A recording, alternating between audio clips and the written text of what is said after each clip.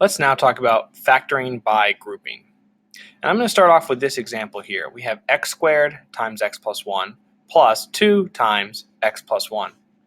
This here and this here can be considered two separate terms.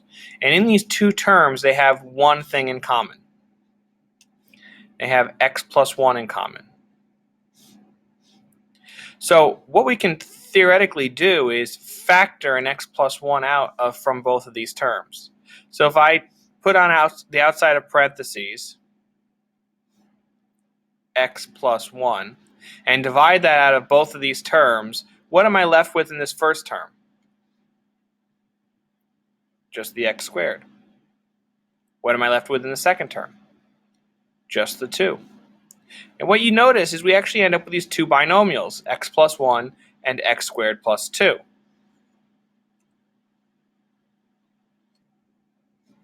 Factor by grouping is something we most typically do when we have 4 terms. When we have 4 terms, we can group the terms so that we can factor something that each term has in common and end up with something that we can factor more easily. Let me show you what I mean.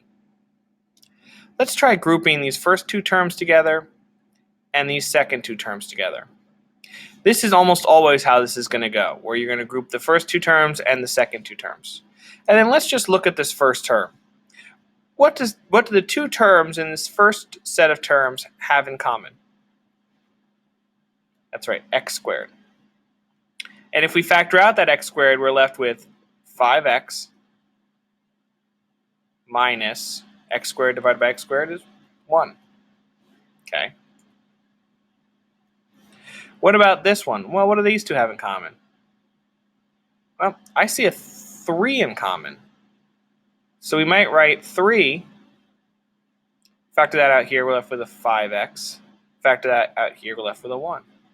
Notice that we have the same thing in both of these groups of terms now, this 5x minus 1. So we can factor that out. So we write 5x minus 1 out front here. And in our parentheses, once we've divided the 5x minus 1 out, what do we have left? We have x squared and positive 3.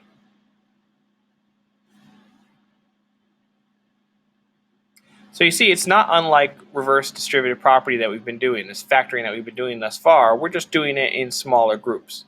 We're dealing with these 2 terms and these 2 terms, factoring out the x squared and the 3, leaving us with 5x minus 1, 5x minus 1. And since that's the same thing, we can then factor that out, put it out here, and be left with x squared plus 3. And this is how you do factor by grouping.